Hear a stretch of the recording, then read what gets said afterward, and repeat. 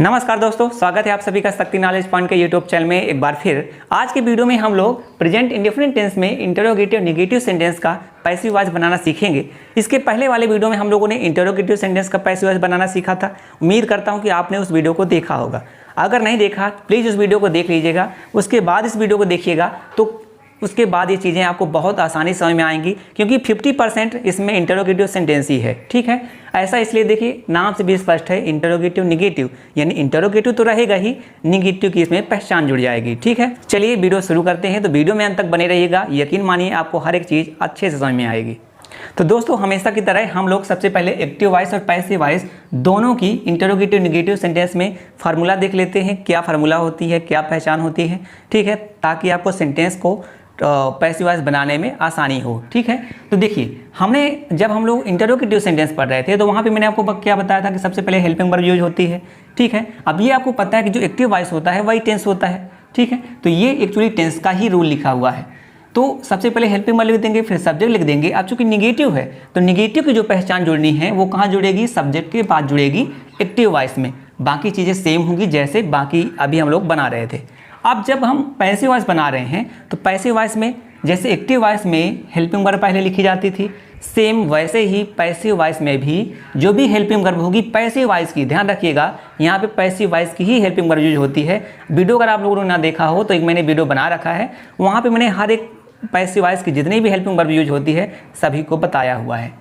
तो helping verb चूंकि present indefinite पढ़ रहे हैं तो वहाँ पे इज एम आर लगती है। उसके बाद यहाँ पे हम क्या लगा देंगे, ऑब्जेक्ट लगा देंगे, फिर हम नॉट लगाएंगे। यहाँ पे अब देखिए सब्जेक्ट के बाद नॉट लगा रहे थे, यहाँ पे हमको क्या करना है, ऑब्जेक्ट के बाद नॉट लगाना है। ठीक है, आई होप ये आपको क्लियर हो गया होगा कि ऑब्जेक्ट के बाद नॉट लगाएंगे। ऐसा इसलिए होता है क्योंकि यहाँ पे पैसिव वॉइस में ऑब्जेक्ट ही इंपॉर्टेंट होता है, उसी के अकॉर्डिंग सभी रूल फॉलो होते हैं। ठीक है, और यहाँ पे टेंस में क्या होता है, सब्जेक्ट इंपॉर्टेंट होता है और उसी के अकॉर्डिंग सभी रूल लगते हैं। उसके बाद आपको पता है कि मेन वर्ब का थर्ड फॉर्म लगेगा, फिर बाई लगाएंगे, फिर सब्जेक्ट और लास्ट में क्वेश्चन मार्क का साइन लगाएंगे। ये लगाना जरूरी होता है क्योंकि इंटरोगेटिव और निगेटिव है ना, जो एक ही अभी सेंटेंस है और इंटरोगेटिव में और ये डबल इंटरोगेटिव होता है, क्योंकि इसी से पता चलता है कि ये यहाँ पे क्वेश्चन पूछा जा रहा है। ठीक है, चलिए यहाँ पे आपको देखने को मिल रहा होगा कि यहाँ पे मैं हिंदी सेंटेंस नहीं लिखा हुआ हूँ जबकि इंटरोगेटिव में लिखा था। देखिए बोर्ड मेरा छोटा है, ठीक है, बहुत जल्द मैं नया बोर्ड लूँगा,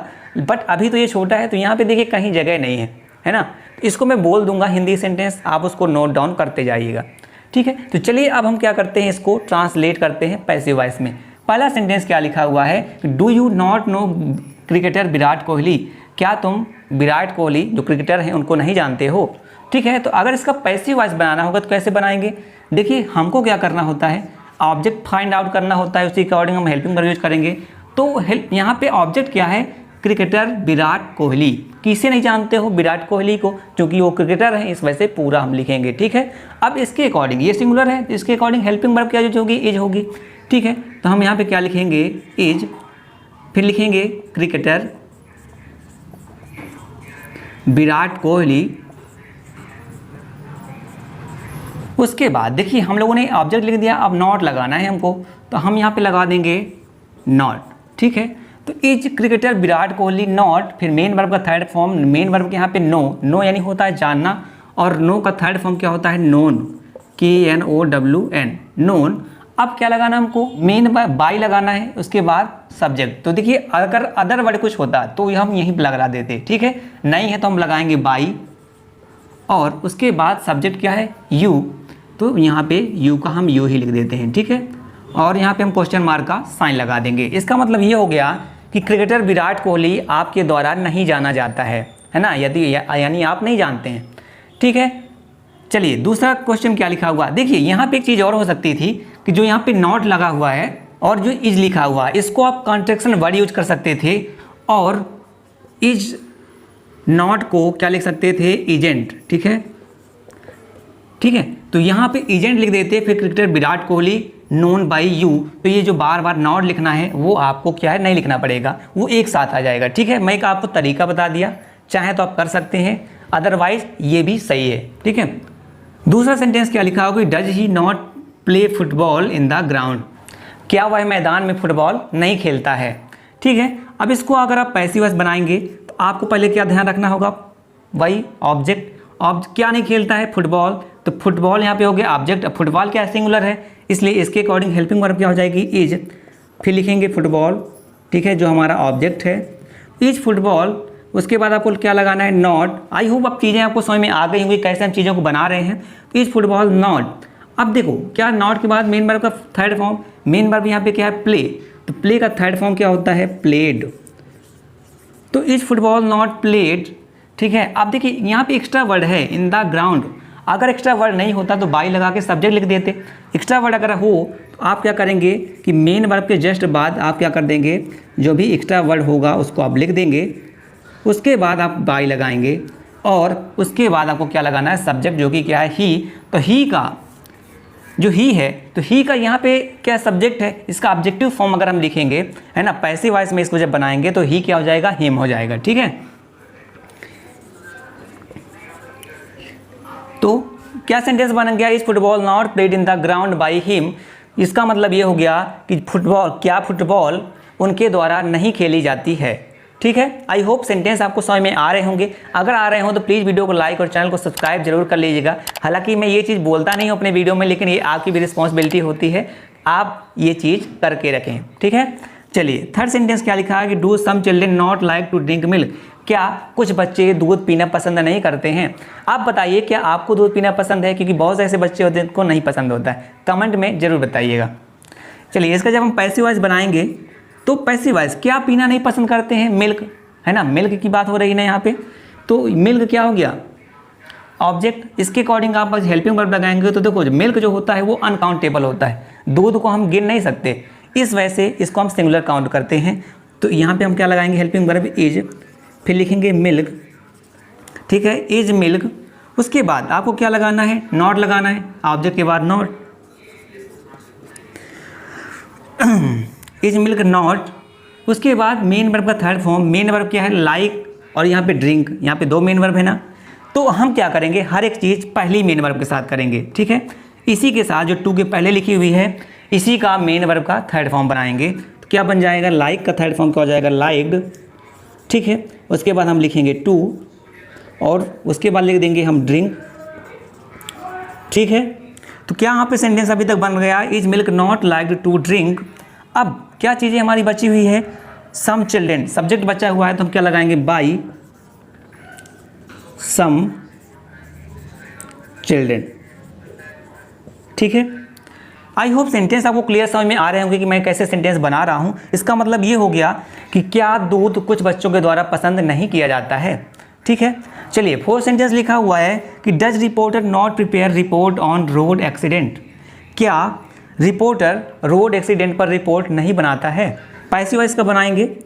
इसके दो तरीके हो सकते हैं। देखिए हम सबसे पहले क्या ढूंढेंगे यहाँ पे? जो हमारा ऑब्जेक्ट होगा। तो ऑब्जेक्ट तो देखिए मेन वर्ब ये है रिपोर्ट ऑन रोड एक्सीडेंट। ये एक तरीका होता है कि आप इसको पूरे को ऑब्जेक्ट मान लीजिए, क्योंकि क्या प्रिपेयर कर रहा है? रिपोर्ट प्रिपेयर कर रहा है किसकी? रोड एक्सीडेंट की। या तो आप ऐसे कर सकते हैं कि रिपोर्ट को बस मान लीजिए, ऑन रोड एक्सीडेंट इसको अदर वर्ड मान लीजिए, ठीक है। दोनों तरीके मैं अभी आपको यहाँ समझा दे रहा हूँ। हम पहले तरीके मान के चलते हैं कि रिपोर्ट को हम क्या मान रहे हैं? ऑब्जेक्ट। तो रिपोर्ट के अकॉर्डिंग हेल्पिंग वर्ब लगाएंगे तो क्या आ जाएगा? इज। उसके बाद लिखेंगे रिपोर्ट, उसके बाद नॉट, और उसके बाद क्या लिखेंगे?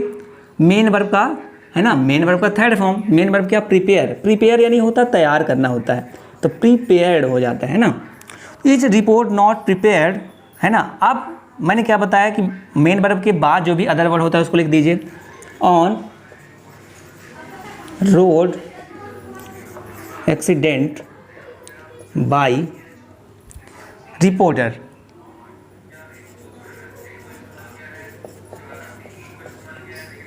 देखिए एक तरीका ये हो गया कि हमने क्या किया? रिपोर्ट को क्या प्रिपेयर करना है? रिपोर्ट। तो हमने रिपोर्ट को क्या कर दिया? ऑब्जेक्ट मान के, और जो ऑन रोड एक्सीडेंट है उसको हम अदर वर्ड मान के सेंटेंस बना दिया। इसका एक दूसरा तरीका ये होता है कि ये रिपोर्ट ऑन रोड एक्सीडेंट, इस पूरे को हम क्या मान लें? ऑब्जेक्ट मान लें। अब इसको बना के मैं आपको बता देता हूँ। तो क्या लिखेंगे? Is report on road accident, ठीक है, ये पूरा हो गया ऑब्जेक्ट। इसके बाद हम क्या लगाएंगे? नॉट लगा देते हैं। नॉट, अब मेन वर्ब का थर्ड फॉर्म मेन वर्ब क्या है, प्रिपेयर, तो प्रिपेयर्ड लिख देंगे, बाय रिपोर्टर। ठीक है, ये दोनों तरीके होते हैं। अगर ये दूसरा तरीका अगर आपको दिख ना रहा हो स्क्रीन में, तो मैं इसको ऐसे आपको दिखा दूंगा आपके स्क्रीन पे एक स्लाइड के रूप में। ठीक है, तो आई होप यहाँ पे जितनी भी चीज़ें मैंने आपको बताई है समझ में आपको आ गई होंगी। चलिए और सेंटेंस हम बनाते हैं। तो चलिए दोस्तों, अब इन सेंटेंसेस को बनाते हैं, लेकिन उसके पहले इन सेंटेंसेस को खुद बनाने की कोशिश करिए। अगर ये सेंटेंस बन जाएंगे तो आपको कॉन्फिडेंस बिल्डअप होगा, नहीं बनेंगे तो मैं यहाँ पर आपको बताऊँगा, तो आपको क्लियर भी हो जाएगा। ठीक है, कि आप कहाँ गलती कर रहे थे। तो 5th नंबर सेंटेंस क्या लिखा हुआ है कि do they not plug flowers daily, क्या वे, है ना, दे यानी वे होता है कि क्या वे फूल, है ना, डेली यानी रोज नहीं तोड़ते हैं।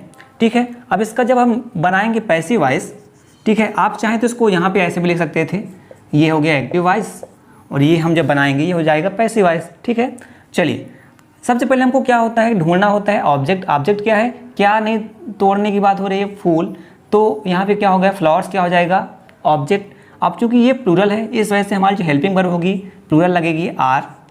क्या लिखोगे, आर लिखोगे फ्लावर्स। उसके बाद आपको क्या लगाना है, नॉट लगा दिया। उसके बाद मेन वर्ब का थर्ड फॉर्म, मेन वर्ब क्या है, प्लग। प्लग यानी होता है तोड़ना। ठीक है, फूल वगैरह जो तोड़ना होता है प्लग होता है।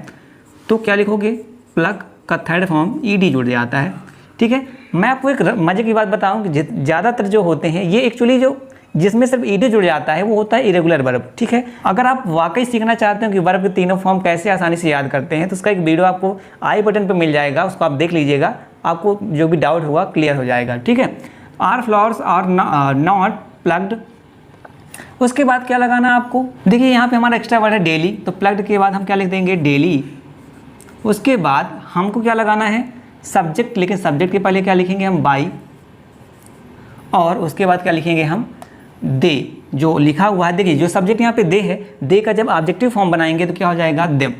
ठीक है, ये चीज़ें ना मैं एक एक करके हर एक चीज़ मैंने बताई हुई है। अगर आपको ये लग रहा होगा ना कि दे देम कैसे हो गया, तो ये कोई ऐसा नहीं है, इनके लिए मैं हर एक चीज़ बताया हुआ है। अगर आप इसकी प्ले लिस्ट देखेंगे ना स्टार्टिंग से, ठीक है, तो आपको समझ में आ जाएगा कि ये चीज़ें मैं कैसे कर दे रहा हूँ। ठीक है, चलिए अब देखिए मैंने आपको क्या बताया था कि इसका एक तरीका ये भी होता है कि आप क्या करते हैं, प्लग्ड के बाद बाय देम लिख देते और उसके बाद डेली लिखते। ठीक है, तो एक ये भी तरीका होता है कि जो अदर वर्ड होता है बाय देम लिखने के बाद लिख दें, है ना, जो आपका पूरा सेंटेंस कंप्लीट करने के बाद। तो इसका जो मतलब क्या हो गया हिंदी में कि क्या फूल, है ना, उनके द्वारा रोज नहीं तोड़े जाते हैं।